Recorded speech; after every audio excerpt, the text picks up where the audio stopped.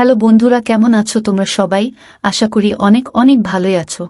আর তোমাদের ভালোবাসায় আমিও অনেক ভালো আছি, কারণ তোমরা আমাকে যে পরিমাণে ভালোবাসা দিয়েছো এবং সাপোর্ট দিয়েছো তা আমি কোনোদিন ভুলতে পারবো না। তাই তোমাদেরকে মজা দেওয়ার জন্য আবারও একটি নতুন গল্প নিয়ে হাজির হলাম। গল্পটি শোনার মতো, আশা করি তোমাদের দাঁড়িয়ে যাবে এবং তোমরা হাতের কাজ করতে সবাই হেডফোন নিয়ে বসে যাও। যদি আমার গল্প শুনে মজা পাও তাহলে অবশ্যই আমার চ্যানেলটি সাবস্ক্রাইব করবে। তো চলো বন্ধুরা, আমরা কথা না বাড়িয়ে আসল গল্পে চলে যাই। 10 বছর ধরে বিবাহিত হওয়ার পরেও আমার কোনো সন্তান ছিল না। আমার স্বামী যখন অন্য শহরে যেতেন তখন আমার স্বামীর বড় ভাই বলতো, বৌদি, এটা একটা অন্যরকম লাড্ডু। 7 দিন ধরে এটি খেলে দাদা আসার সাথে সাথেই তুমি মা হয়ে যাবে। আমি সেই লাড্ডুগুলি খেয়ে নিয়েছিলাম এবং আমার একটি সন্তান হয়েছে। সন্তানটি এই পৃথিবীতে আসার সময় আমার স্বামীর বড় ভাই আওয়াজ করে বলেছিল যে এই শিশুটি তার। আর যখন টেস্ট করা হয় তখন যেন আমার পায়ের তলা থেকে মাটি বেরিয়ে আসে, কারণ ওই শিশুটি আমার আসলে কি নাম। আমি অনেক সুন্দরী ছিলাম এবং আমি এমন একটি বাড়িতে বিয়ে করেছিলাম যেখানে শুধু আমার স্বামী এবং আমার স্বামীর বড় ভাই থাকত। আমার শ্বশুর বাইরের একটি শহরে ছিলেন। এরা অনেক ধনী ছিল। আমার শাশুড়িও ছিল না। আগে আমি অনেক খুশি ছিলাম যে এই বাড়িতে কোনো শাশুড়ি নেই, আমার স্বামীর কোনো বোন নেই। কিন্তু আমি বুঝতে পেরেছিলাম যে এইখানে বসবাস করা অনেক কঠিন, কারণ এই বাড়িটা ছিল শুধুই ছেলেদের ঘর। আর আমি তাই কাউকে মনের কোনো কথাই বলতে পারতাম না। আমার স্বামীও অনেক সিরিয়াস ছিল। আমার বাবা মাও আমাকে বিয়ে দেওয়ার পরে এই দেশ ছেড়ে চলে গেল, কারণ তারা এখানে এসেছিল শুধুমাত্র আমাকে বিয়ে দেওয়ার জন্য। আমরা আগে বিদেশে থাকতাম। আমার বাবা মা চেয়েছিল আমি পাকিস্তানে থাকি, যাতে আমি এখানকার মাটির কাছাকাছি থাকতে পারি। আমি গরিব তো হয়েই গিয়েছিলাম, কিন্তু অনেক চিন্তিত ছিলাম। এই সমস্যার কারণে তখনও পর্যন্ত আমার সন্তান হয়নি। ডাক্তাররা বলতো, আপনার শরীরে ভিটামিনের অভাব, কারণ আপনি দুঃখী থাকেন সব সময়। আপনার পরিবেশ পরিবর্তন করুন, কোথাও থেকে ঘুরে আসুন, এমন কাজ করুন যা আপনাকে খুশি করবে। কিন্তু আমার স্বামী এমন একটা কাজ করত যে একদিনের জন্য সে ছুটি নিতে পারত না। আর যে আমার সাথে কথা বলতো সে আর কেউ না, সে ছিল আমার স্বামীর বড় ভাই। আমারই বয়সী ছিল, আর সে দেখতে অনেক সুন্দর ছিল। আমার স্বামীর তুলনায় সে একজন ভালো মানুষও ছিল। হাসি মজা করত, কিন্তু তার একটা নিজস্ব পৃথিবী ছিল, যেখানে সে আমার জন্য সময় দিতে পারত না। সে ইউনিভার্সিটিতে চলে যেত, সেখানে বন্ধুদের সময় দিত কিংবা ফোন নিয়ে ব্যস্ত থাকত। আমি ভাবতাম কখনোই সে ফ্রি হয়ে এসে আমার সাথে কথা বলবে, তাহলে আমার সময় ভালোই পার হবে। অনেক ভালো কথা বলতো সে। তার নাম ছিল হামাদ। মাঝে মাঝে আমরা ঠিক করতাম, সে কিছু খাবার নিয়ে এসে আমরা খেতাম, আমরা অনেক গল্প করতাম। এইভাবেই সময় ভালোই পার হয়ে যেত আমাদের। আমার স্বামীও এই ব্যাপারটা জানত। আমার স্বামী বলতো তার ভাইয়ের থেকে কিছুটা দূরে থাকতে। আমি বলেছিলাম যে সে তো অপরিচিত নয়, সে এই বাড়িতেই থাকে। আমি আমার স্বামীকে বলতাম যে আমি তার সাথে কথা বলি না, কিন্তু বাস্তবে আমরা একে অপরের সাথে কথা বলতাম এবং আমাদের জীবন এইভাবেই চলছিল। আমার বিয়ের পরে অনেক বছর পার হয়ে গেছে। 10 বছর হয়ে গেছে, কিন্তু আমার এখনো একটাও সন্তান হয়নি। কিন্তু ডাক্তার বলেছে আপনার বেশি একটা সমস্যা নেই, আপনার সন্তান হতে পারে। ডাক্তার আমাকে বললেন, আজই আপনার স্বামীর সাথে কথা বলুন, যাতে তিনি আপনার পরিবেশ পরিবর্তন করতে পারেন, আপনাকে একটি শান্তিপূর্ণ জায়গায় নিয়ে যান। কিন্তু যখন আমি আমার স্বামীকে এই কথাটি জানালাম, আমার স্বামী আমাকে একটি নতুন খবর শোনাল। সে বলল যে আমাকে কাজের জন্য অন্য শহরে যেতে হবে এবং আমি সেখানেই থাকব। 9 বা 10 মাসের জন্য হতে পারে। সে যখন এই কথা বলল, তারপরে আমি কি বলবো, কারণ এটাই ছিল আমার স্বামীর শেষ কথা। সে একবার যা বলে তো সেটাই করত। আমি বললাম, ঠিক আছে, আমি তোমার জিনিসপত্র প্যাক করে দিচ্ছি। আমার স্বামী শহরের বাইরে চলে গেলেন এবং তখন আমি বাড়িতে একা থাকতাম। কিন্তু তখনই আমার স্বামীর বড় ভাই আমাকে এমন কিছু বলেছিলেন যা আমাকে অবাক করেছিল। কিন্তু যাওয়ার সময় আমার স্বামী আমাকে বলে, আমি দোকানদারকে বাড়ির নম্বর দিয়েছি, তোমার যদি কোনো কিছুর প্রয়োজন হয় তবে দোকানে ফোন করে দিলে সেই জিনিসগুলো বাড়িতে পৌঁছে যাবে। আমি বললাম, জিনিস অর্ডার করার কি দরকার, হামাদ নিয়ে আসতে পারবে। তখন আমার স্বামী বলেছিলেন, তোমাকে তার কাছে কিছু চাইতে হবে না, এমনকি তার সাথে কথাও বলতে হবে না। সে তার কাজ করুক, তুমি নিজের কাজ করো। এমনকি ওর জন্য রান্না করারও দরকার নেই, ও বাইরে থেকে খাবে। আমি বললাম, তোমার কি হয়েছে? সে বলল, আমি তোমার স্বামী, আর তাই আমি যা বলছি তাই তোমাকে করতে হবে। আমি বললাম, কিছু কি হয়েছে? সে বলল, না তেমন কিছুই না, আমি শুধু তোমাকে বলে দিলাম যে ওর থেকে দূরে থাকবে। আমার এক কাকিমা বাইরে চলে গেছেন, যখন তিনি ফিরে আসবেন তখন তিনি তোমার সাথে থাকতে আসবেন। তোমার খেয়াল রাখবেন উনি, আর তোমার ভয় করবে না একটুও।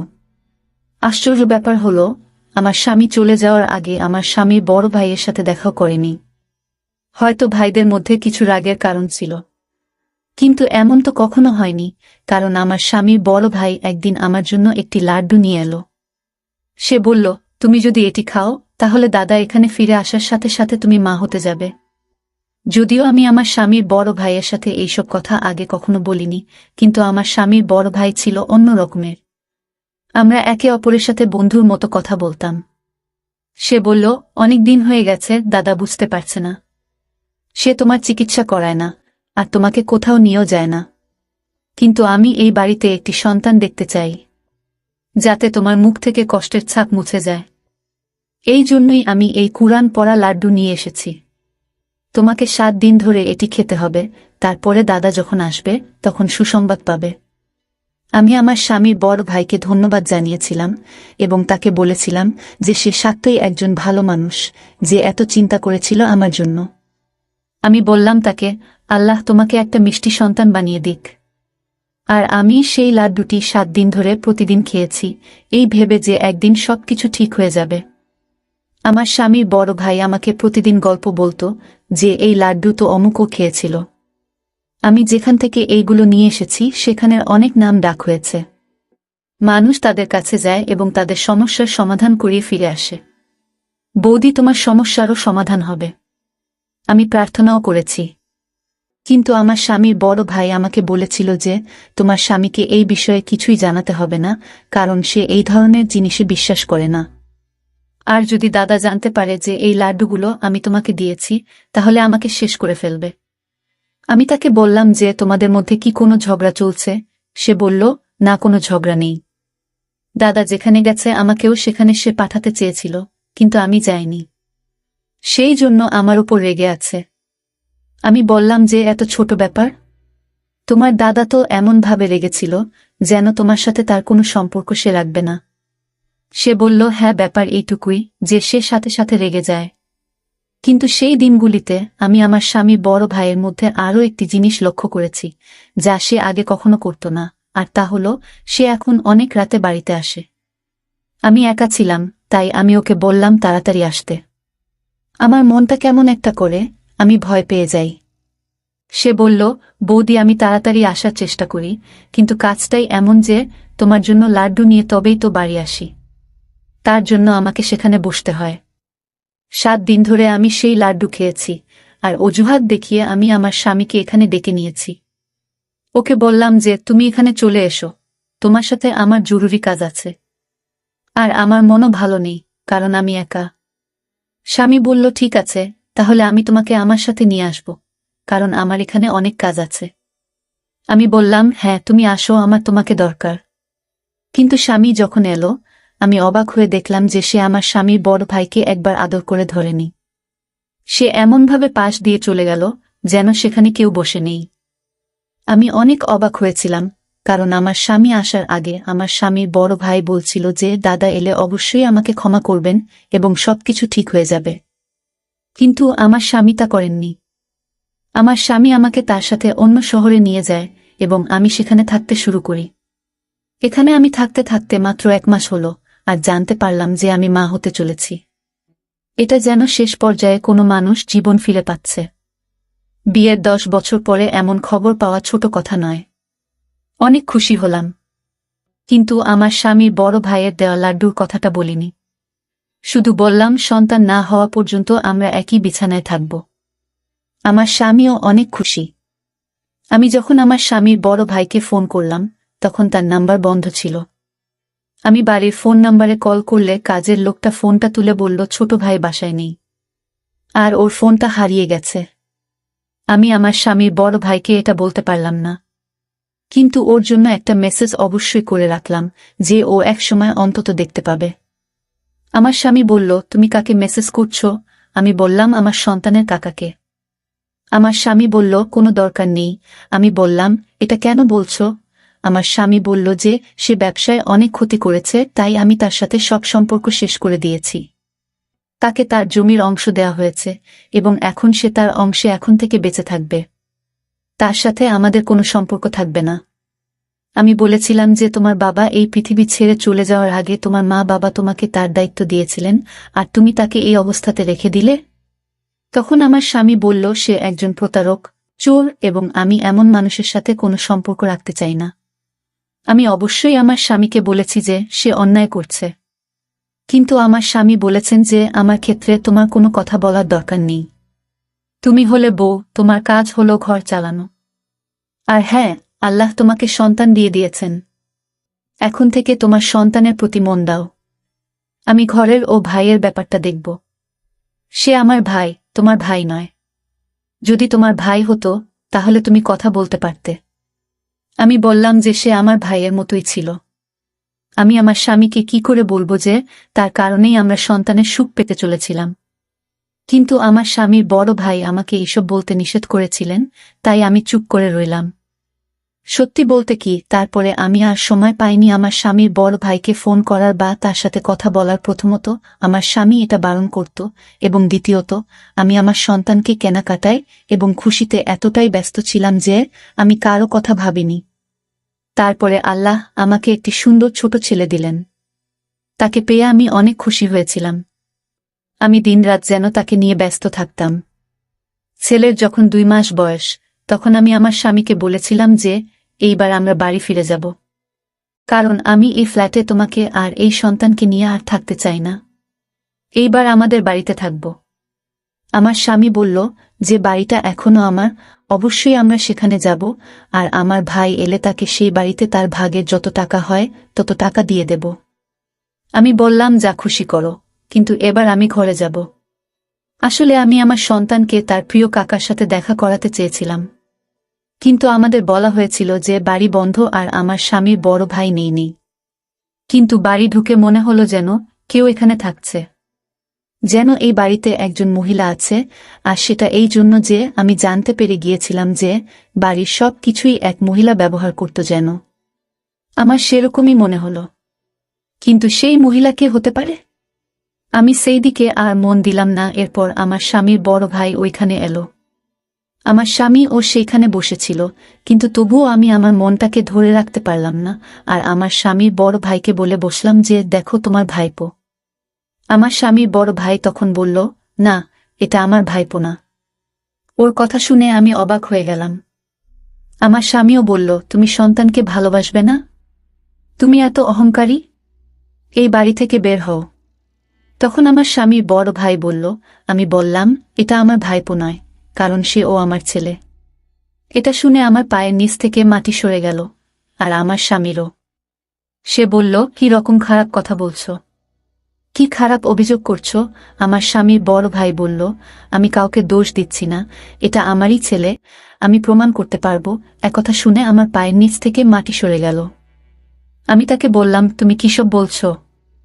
আমি ইশারা ও করলাম যে তোমার কি হয়েছে? তুমি কি চাইছো? তোমার জন্য তো সন্তানটা এই পৃথিবীতে এসেছে, আর এখন তুমি তার জীবন নিয়ে কথা বলছো? আমার স্বামী বলল, কি বলছো তুমি? কি হয়েছিল? আমি যখন এখানে ছিলাম না তখন কি হয়েছিল? আমি আমার স্বামীকে সব খুলে বলেছিলাম। এমন কিছু হয়নি। আমি মাত্র 7 দিন তার আনা লাড্ডু খেয়েছি, তারপরেই আমাদের সন্তান এই পৃথিবীতে এসেছে। আমার স্বামীর বড় ভাইকে ধরে বলল, কি করেছ তুমি? এই লাড্ডুতে তুমি কি মিশিয়েছিলে? এতে তুমি জ্ঞান হারানোর কোনো ওষুধ মিশিয়ে দাওনি তো? আমার এখানে না থাকার সুযোগ নিয়ে কোনো এমন খারাপ কাজ করনি তো তুমি? আমার স্বামী অন্য রকম কথা বলছিল, কিন্তু আমি তো শুনে লজ্জায় শেষ হয়ে যাচ্ছিলাম প্রায়। যাকে আমি ভাইয়ের মতো ভেবেছিলাম, আমার ভাই হিসেবে দেখেছিলাম, সে যদি সত্যি আমার সাথে এমন কিছু করে থাকে, তাহলে তো আমার জীবনটাই নষ্ট হয়ে গেল। আমার মনটা যেন কেমন করছে। আমার স্বামীর বড় ভাই বলল, এটা আমার সন্তান, আমি ওকে চিরকাল তোমার কাছে থাকতে দেব না। সে বলল, তুমি পরীক্ষা করে নাও। কিন্তু আমরা নিশ্চিত ছিলাম যে শিশুটি আমাদের। পরীক্ষার কোনো প্রশ্নই ছিল না, আর যদি ডিএনএ টেস্ট করানো হয় তাহলে ফলাফল কি হবে? আমার স্বামী বলেছিল যে সে ডিএনএ পরীক্ষা করাবে। আমরা সবাই তখন হাসপাতালে পৌঁছলাম এবং সাথে সাথে পরীক্ষা করিয়ে নিলাম, কিন্তু রিপোর্ট পেতে 2 দিন সময় নিয়েছিল। শুধুমাত্র আমি জানতাম যে কিভাবে আমি 2 দিন পার করেছিলাম। আমার স্বামী আমাকে অদ্ভুতভাবে দেখতেন। আমাকে বারবার আমার স্বামী একই কথা জিজ্ঞেস করত, আমি যখন বাসায় ছিলাম না তখন কি হয়েছে? কোন ঘরে তুমি ঘুমাতে? কোন সময় ঘুম থেকে উঠতে? রাতে কি মনে হতো যে তুমি জ্ঞান হারিয়ে গেছ? আর তোমার কোনো জ্ঞান নেই?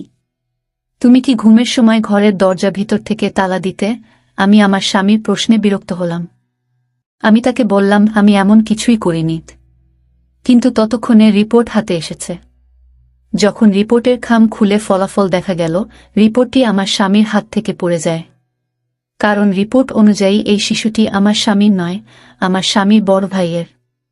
আমি মাটিতে বসে পড়ে কাঁদতে থাকলাম। আমার স্বামী আমার দিক থেকে মুখ ঘুরিয়ে নিল। আমার স্বামীর বড় ভাই বলল, আমি তোমাদের সাথে কিছুই করিনি, তোমাদের আমি সব বলবো। ডাক্তার বৌদিকে বলেছিলেন, তোমার এত সমস্যা নেই, চিকিৎসা করা যায়, কিন্তু তোমার স্বামী কখনো তোমার চিকিৎসা করিয়ে দেয়নি। তাই আমি তোমাদের জীবনে সুখ দিতে চাই। বৌদি, তোমার চিকিৎসা করাতে চেয়েছিলাম, কিন্তু আমি একটা মেয়ের ভালোবাসায় পড়েছিলাম, তাকে বিয়ে করেছিলাম। তাই টাকা চুরি করেছিলাম। কারণ সে অনেক অসুস্থ ছিল, কিন্তু তারপরেও সে আমাদের সন্তানকে এই পৃথিবীতে নিয়ে আসতে চেয়েছিল। আমার সাথে দাদার ঝগড়া হলো, আর এই কারণে দাদা আমার থেকে সবকিছু কেড়ে নিল। সেই মেয়েটিও, যাকে ভালোবাসতাম, সেও এই পৃথিবীতে বেঁচে থাকেনি। কিন্তু আমাদের সন্তান এই পৃথিবীতে এলো।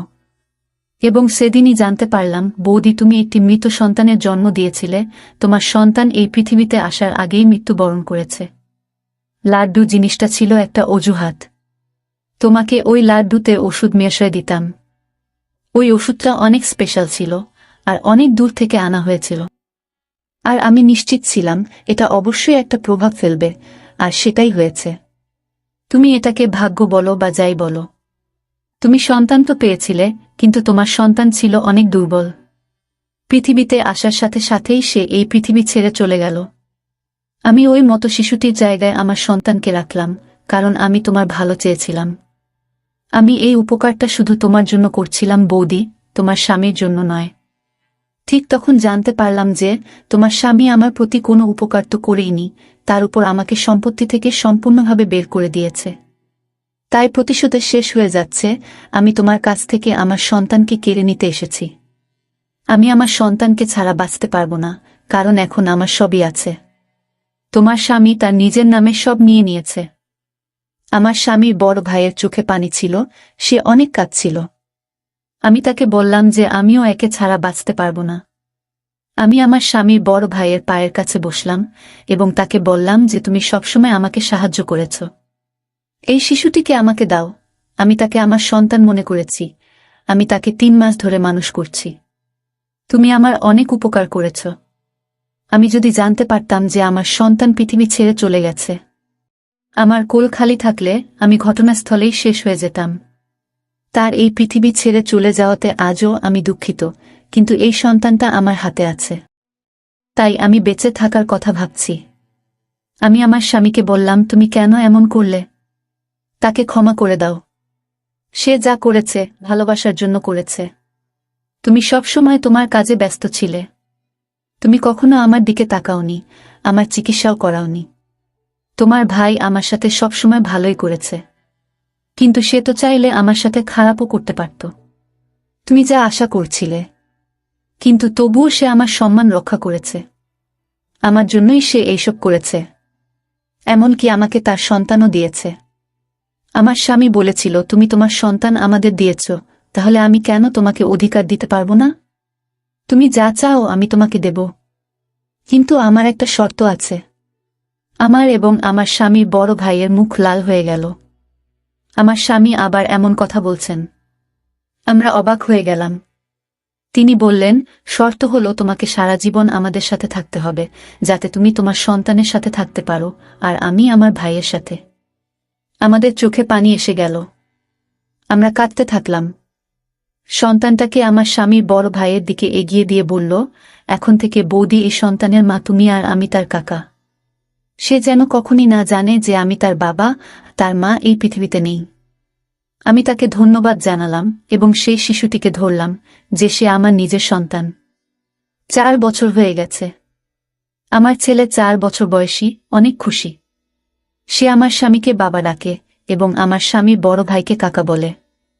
সৃষ্টিকর্তা আমাকে আবার আশা দিয়েছেন।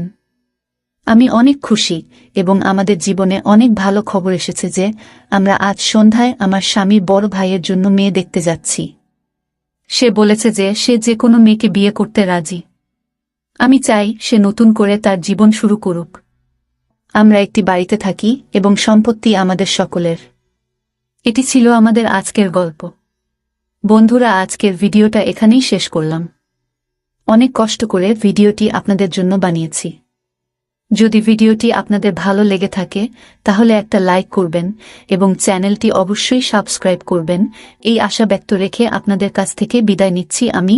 দেখা হবে আগামীকালের নতুন কোনো ভিডিওতে। সে পর্যন্ত সবাই ভালো থাকুন, সুস্থ থাকুন। ধন্যবাদ।